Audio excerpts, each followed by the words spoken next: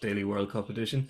Myself and Rob Wright are joined by Shay Given, who's bringing the drama with him. Shay, we'll have a look back on the match you were covering on RT earlier, the Belgium being eliminated. But at the moment, we're looking at a couple more European heavyweights somehow, Wow. somehow going out of the World Cup. As it stands, it's Costa Rica 2, Germany 1, and Japan 2, Spain 1, and both matches are into their 72nd, 73rd minute. So I think it would have been unbelievable before the match had started, Shay, but after the first 20 minutes, you were wondering by how many the two of them were going to win. It's astonishing stuff, isn't it? Oh, it's crazy. I mean, the first stage like this, lads, I don't know what. Oh, Germany got a chance now. Germany have just equalised. Sorry. No, that's it, good. Okay. it's like madness in the background. I'm sort of talking to you guys and watching football at the same time. But obviously, what you just said, Germany and Spain can go out to the biggest teams in European football, world football for that matter, But obviously, Germans are back to 2-2 now, so But they need good for another them. goal, They don't need they? another goal, yeah. Yeah, they're still going out as it stands. They need to Yeah. win. But again, if Um, Costa Rica score again, then Spain are out, Spain and Germany, so it's just mad. there we go. 2-2. Yeah. Okay. Before there's any more madness, we better have a quick look back on earlier. Yeah. Roberto Martinez is gone. He stepped down, unsurprisingly, third in the last World Cup, out in the group Yeah. stages, and kind of out in a very depressing manner, I would think, for Belgian fans, kind of infighting. There seemed to be kind of a lack of fight until the second half this afternoon, Yeah. and then unfortunately, plenty of fight, but four chances fell to Romelu Lukaku, and he had an afternoon to forget for him. Yeah, well, a penny for his thoughts right now, what he's thinking at this present moment. I think the dugout got a bit of a hammer in the way off the pitch as well. I think he took a swing at the dugout. So, yeah, I mean, it's probably the best Belgium played actually in the three games was today, but it was all a little bit too late. You know what I mean? For the first two games, they were very, very poor. Obviously, lucky against Canada with Courtois saved the penalty, and they were poor. Canada should have scored at least one, if not two goals. And then obviously losing the second game, they're up against it today. But again, they played well and has not seen the game yet, been at work or whatever. The chances Lukaku has, and you'll see them probably in the highlights or something, it's just, I don't know, I think I said on the TV today, I think, at any level of football, your centre forward, your main striker would be at least getting one, if not two of them chances in the back of the net, So I'm not sure how he missed the one he chested. Like, it just sticks his head on. It's a goal, the whole goal's gaping. So, Yeah, yeah, it'll be a tough 4 years for Lukaku after today, yeah. as absolutely, Rob. We were watching that one together, and we were both kind of saying, if only he was your height, he could have headed it. Instead, he tried to chest it. I think Rob, was kind of a cumulative effect as well, though. And like one of the headers, like the ball came, like it ricocheted before it got to him, and in the end, it was out of play. The other header, okay, was straight at the keeper, but at least one of the shots that kind of it hit him rather than him having a chance to react. But when that highlight reel gets put together, it doesn't look great. Yeah, and look, you could tell, like, he has been struggling with injuries coming in. He isn't fresh, they've rushed him back. In an ideal world, he'd be going into a summer tournament, he'd have had a break to get his shots back, and he wasn't on it, He wasn't the Lukaku we know he could be, even this season's Lukaku. I kind of feel sorry for him in a way, he really has been rushed back. He'll be made the fall guy, and I think bigger problems there than him. Yeah, you're probably right. He will be. Well, maybe not made the fall guy totally, because say that he wasn't really involved in the first two games. But it's a bit like a goalkeeper. Suppose you make a mistake, then you're the worst person in the world. And strikers are the same. When they miss a chance, they're rubbish or whatever. But as you say, some of them came quick at him. As you say, some of them he's been rusty. He's not played much football this season. So it's yeah. I mean, it's just he'll look back. You can see he was in tears after the game. He was distraught. He was hurting. But you'd think a fully fit Lukaku would have definitely took a couple of them chances. Yeah, he just the reaction time didn't seem to be quite there. Roberto Martinez going, I suppose. Shay, I think a lot of people are kind of cruel towards Roberto Martinez. I think he's very honest in interviews, and he's kind of he seems kind of an open character and kind of a likable fella. And I think sometimes when you're a football manager, that can work against you. And people say, "Oh, a guy who's in relegation fights with Wigan every year, how's he managing the best international team in the world?" But he did get to third last time round, and I think, would you agree that maybe when you're managing kind of an aging team of players who were at their peak maybe a couple of years ago, and they're kind of their careers are slightly in decline, that's got to be a very, very difficult task, I would have thought, especially when you don't have players for a particularly long time. Yeah. I mean, obviously, he made a big decision with Hazard not starting today, and he started the first two, he only managed an hour or whatever, and he doesn't look fit either, But then there was talk about he's too big a personality to leave out of the starting 11, But it was going to cost you your place in the next round. Then, as a manager, you have to make the big decisions, you have to make the big calls, and maybe been better suited for Hazard to come on for the last half an hour rather than play the first hour and not be up the total match fitness and work his way into the tournament, because I think with Trossard and Mertens started today. I think they've got they had more legs in forward areas, and they looked a lot better today. I felt, Yeah. But again, it's the manager's decision, and obviously you say they've parted ways after the game, and didn't think it was happening as quick as straight after the game as it has done, But I think he's technical director as well, if I'm right, Martinez as well. So he might have left two jobs in the one day, but yeah, it's not a great day for Belgian football, of course. No, Rob, there seemed to be a fair bit of schadenfreude among Ireland fans that Anthony Barry and Thierry Henry have gone out of the World Cup at this early stage. It's admirable how we can make it about ourselves even when it has really nothing to do with us, isn't it? There was some pictures of Henry on the ground commiserating with players there afterwards. Yeah, I've seen that before. Yeah. I think though Martinez, he's the victim of an aging squad. He hasn't been able to get say Alderweireld and Vertonghen. They're not at the players they were. They're not at the clubs they were at. He hasn't really been able to bring through younger players and blend them in, like Wout Faes, the Leicester guy. He would have been a good fit. He hasn't been able to get the best out of De Bruyne. He's been on the periphery for a long time. You look at him at Manchester City, and he's running the show. He's pulling the strings. He struggles to get on the ball at Belgium. And he's a very placid, or comes across at least as a very placid, kind of calm player. But when he's kind of losing the head and giving out and looking like Roy Keane in interviews, there's something wrong in the background there. Yeah, Shay, you obviously you probably keep a fairly close eye on former club Manchester City. It does seem to be kind of a bit of a contrast there. And the Roy Keane, it might be an easy analogy to make or a comparison to make, but he does kind of seem a different character. And is it simple as just the quality of players at Manchester City and the style of play is kind of shaped for him almost?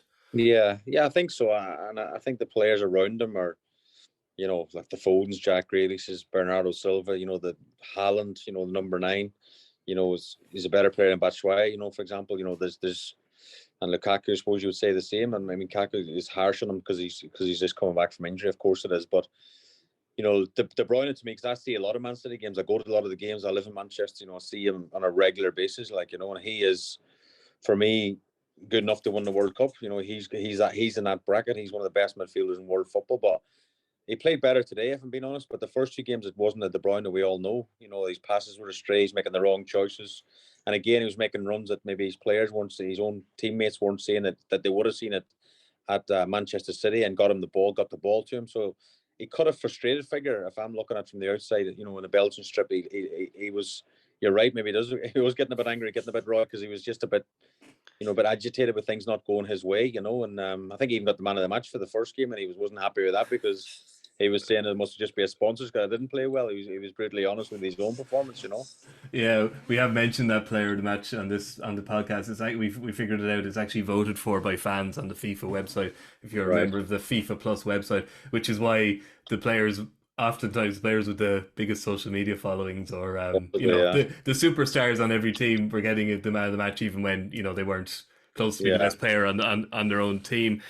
You would wonder, Shay, that if a fit Romelu Lukaku linking up with De Bruyne and with a fit match sharp Eden Hazard. Basically, if you had Belgium of 4 years ago, they might have had a better chance. But Batshuayi up front isn't the striker he's used to. He said we weren't quite ready for it, but then maybe not. If the players aren't ready, they have to get players who are ready, because there was a quick turnaround, obviously, after the season break in the different leagues around Europe, and if Hazard and Lukaku weren't ready, then they shouldn't have maybe travelled, because there'll be other Belgian players that think, well, I was fully fit, I could have went or whatever, because as I say, normally there's no build up, there's no friendlies, there's no, you're straight into it, aren't you? This time, that's maybe, did that catch him out? Because I remember his interview after the first game, Martinez says, we played poor against Canada, but we want to grow into this tournament. We want to, get better as each game goes by and get fitness to some of the players. But they're going home after 2 weeks or whatever,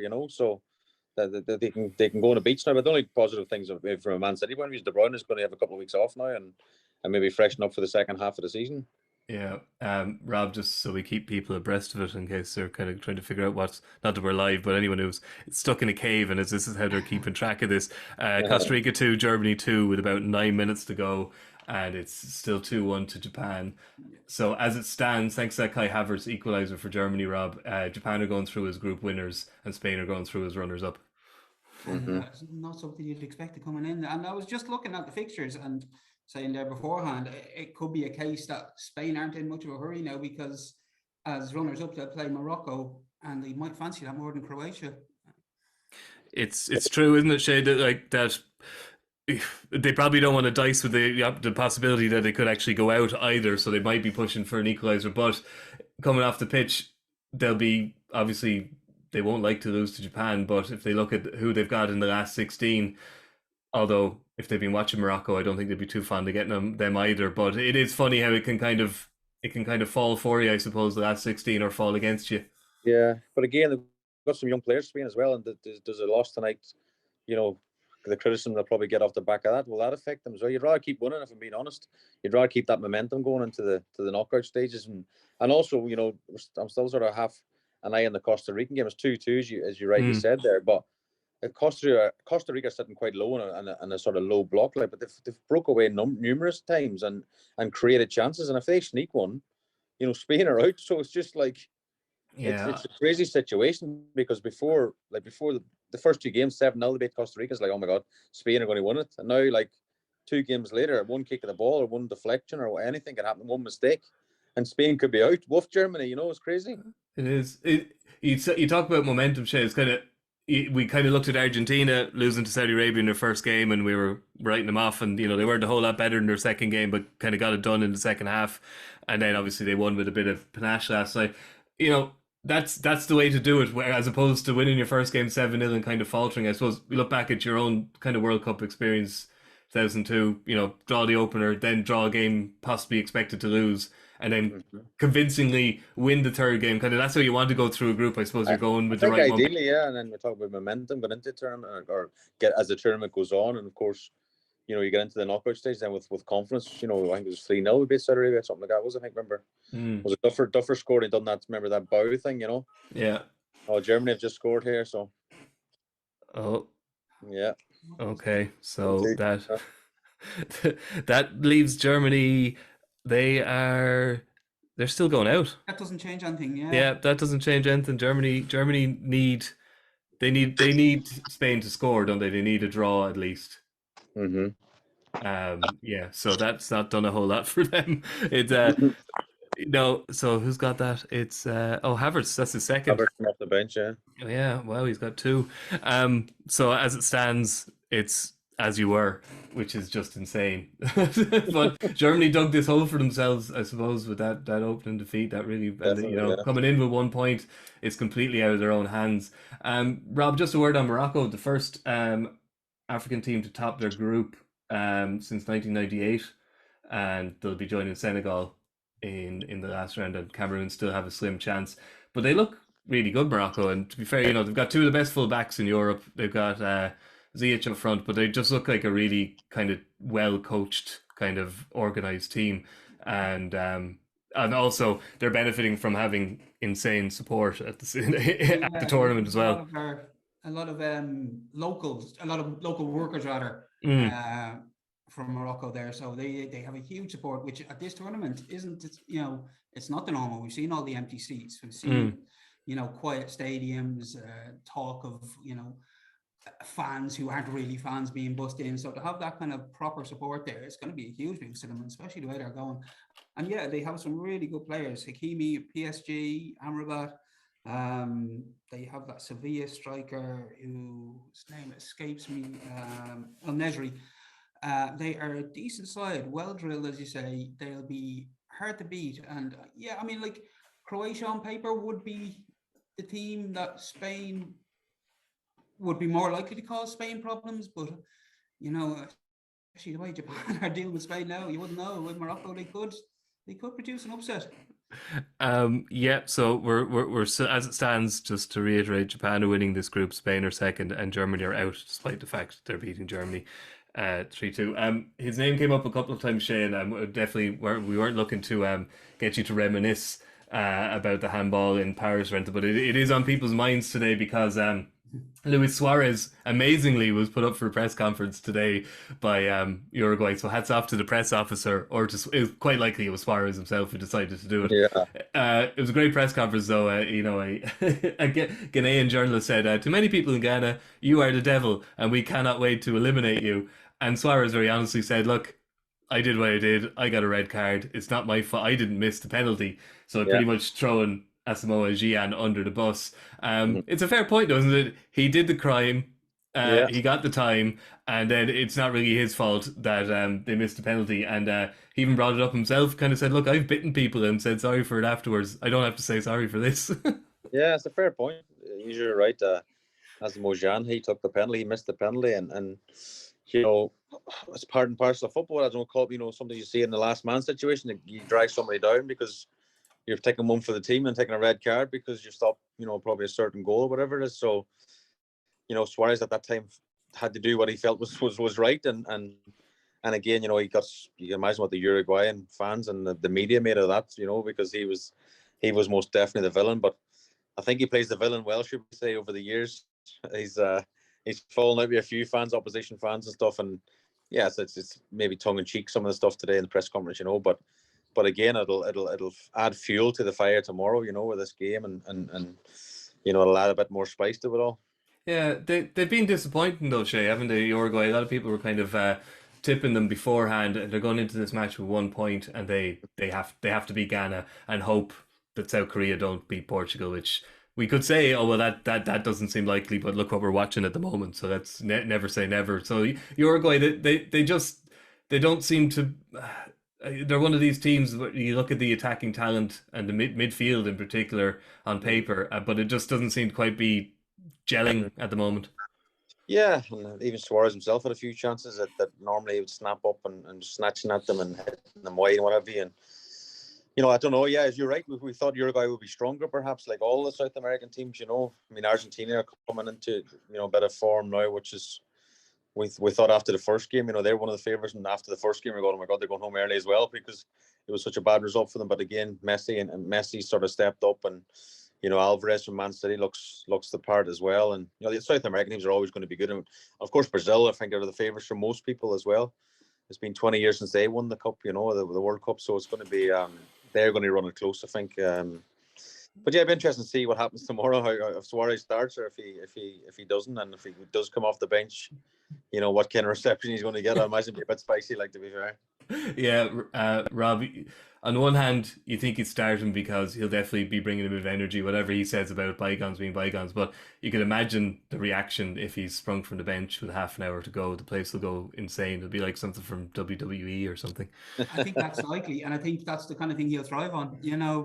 He's that kind of player. He just loves to wind people up, and he'd be delighted to come off the bench and things tight, get a goal, get a controversial goal, go down for a penalty. It'd be great entertainment. They have options as well up front, and I know Nunes hasn't set the world on fire for them in the tournament yet, but I was watching the last game. He seems to be. Rob's a loyal Liverpool fan, by the way, Shay. So he's he's clinging on to. But no, he did. He impressed me in the last game. His movement and his. He always causes trouble. Wherever he goes, he's creating space for other players. So bring Suarez on alongside him with 20 minutes to go if you need a goal. That'd be just what you want for the script as well. Yeah, it would. You mentioned Brazil, Shay. I think a lot of people's favourites, and a lot of people are calling them kind of favourites. Personally, I would say France might have the best starting 11, but one injury or two injuries there and there. Well, more injuries. They've had so many, and they're kind of sunk. But everybody's saying Brazil have the best squad, and we're probably going to get a chance to see it tomorrow because I think Chicha has kind of said he's gonna rotate the team significantly. Still no Neymar, obviously, but they've qualified. And they'll top the group if they manage to get a draw against Cameroon. Yeah, well, the thing that struck me in the first game when they were 2 up or whatever, they started bringing guys off the bench and they were like superstars themselves. the squad of players they have, and even the players that didn't even make the squad, like Firmino or whatever, and I mean Joe Linton and Newcastle players like that people would know from the Premier League that weren't even good enough to make the squad, So I'd imagine you'll see maybe Gamarish start tomorrow, Jesus start tomorrow, people like that are again, a lot of people know from the Premier League, but again, they're all brilliant players as well, and it is a good opportunity, I think, for Brazil to rest a couple. Of course, it is. Be interested to see who plays at the back, because obviously 3 or 4 day turnaround, you're playing in the last 16, So they've already qualified. Again, we've seen with France. Obviously, was it last night? I can't keep up what days of the week it is, but they played a weekend team and paid a heavy price for that. But they're still in the next round, and you want to protect the likes of Mbappe, because if they lose someone like him, then the chances will be cut significantly. You would say, Yeah, Germany have gone 4-2 up. Fulkrug got a goal. There was a pretty long VAR discussion there, and it's interesting to see that the players aren't quite surrounding the referee, the female French referee Frappard, the same way they would if it was a male referee with these VAR decisions. They're being a little bit more courteous. I've noticed, Shay.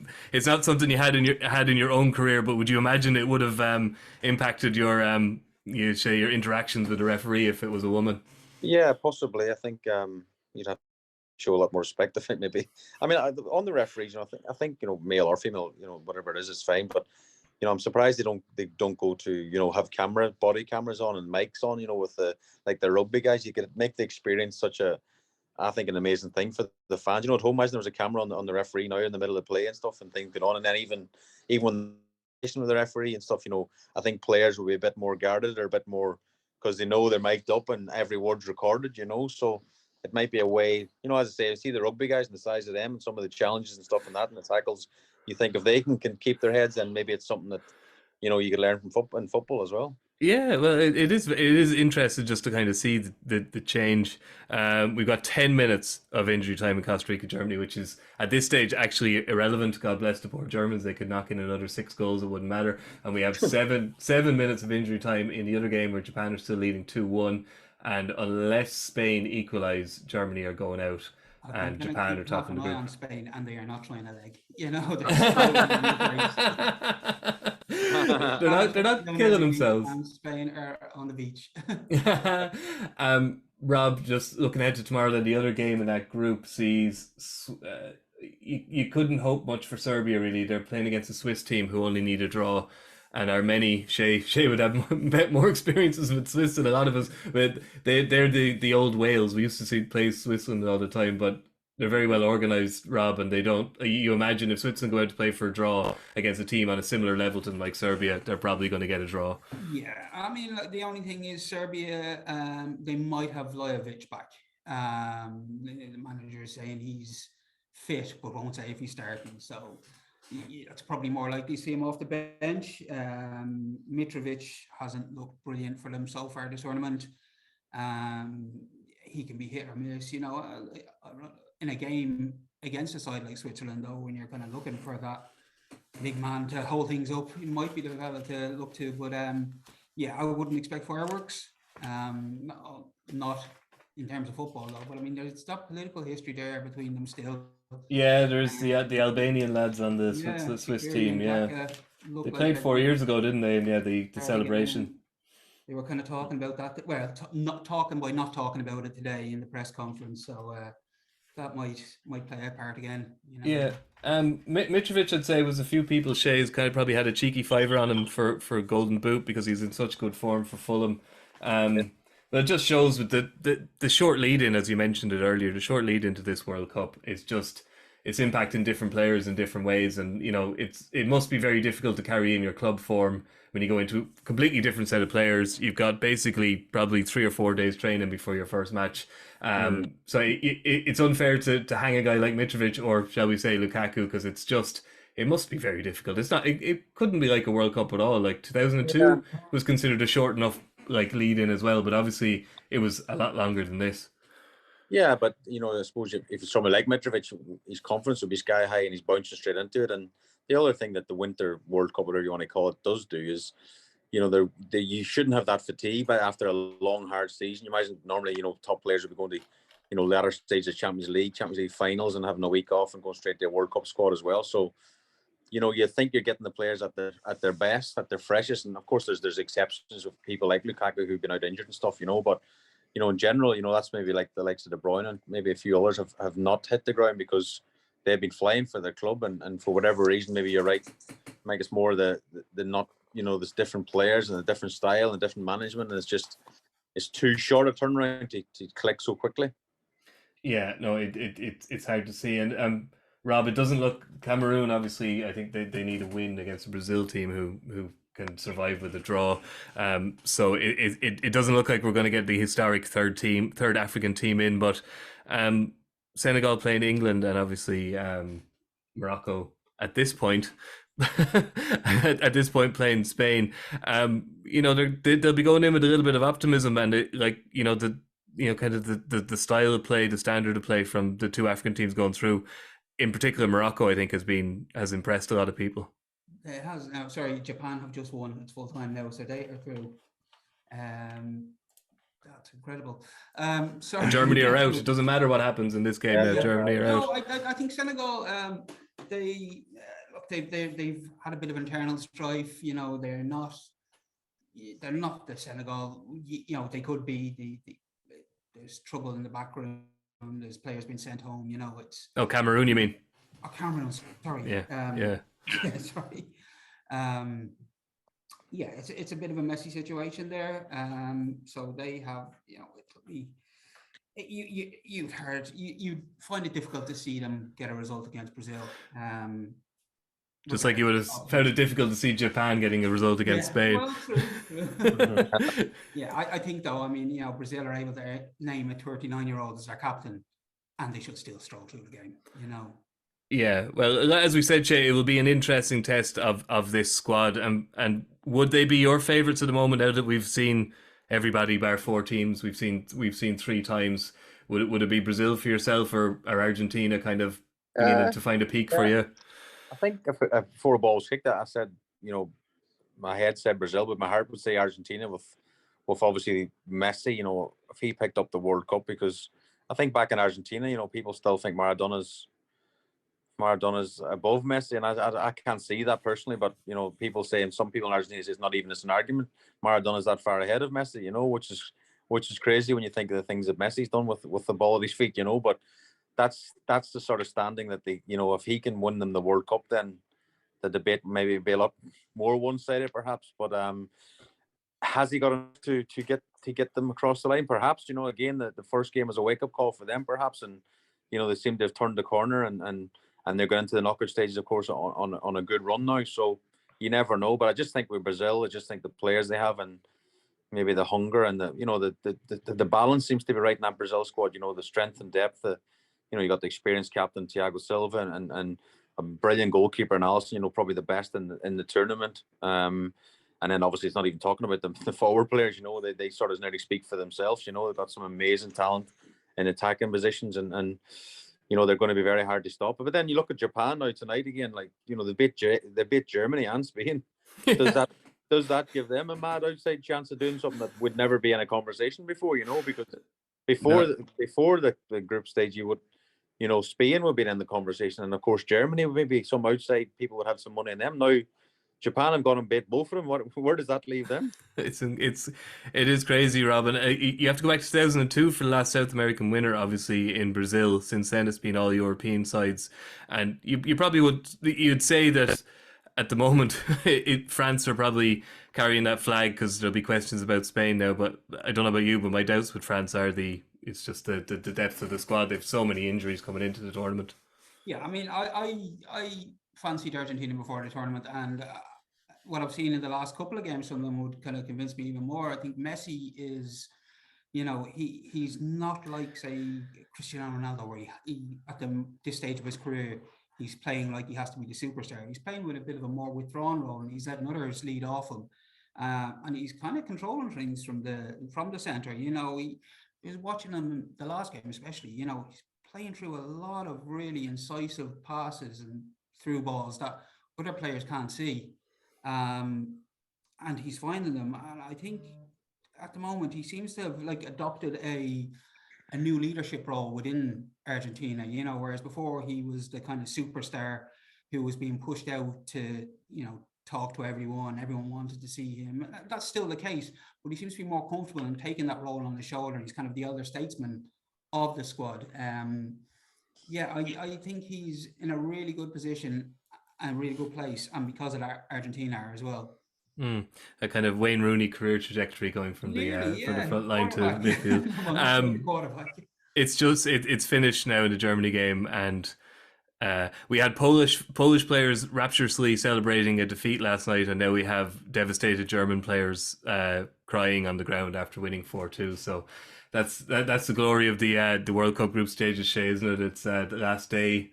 They're just bonkers. The last 2 nights have just showed how fantastic a 32 team World Cup is. We talked about this last night. I don't want to get into it again, but 4 years time we mightn't have it. But it's fantastic, really, isn't it? It's just it might be good for Ireland that we have more teams in, because we've got a better chance of getting in, I'd imagine. But it might dilute the competition itself, because, as you say, the last couple of nights, and I'm sure the next couple of nights as well, will show how amazing it is, and the emotions. And you're probably looking at the pictures yourself there. Yeah.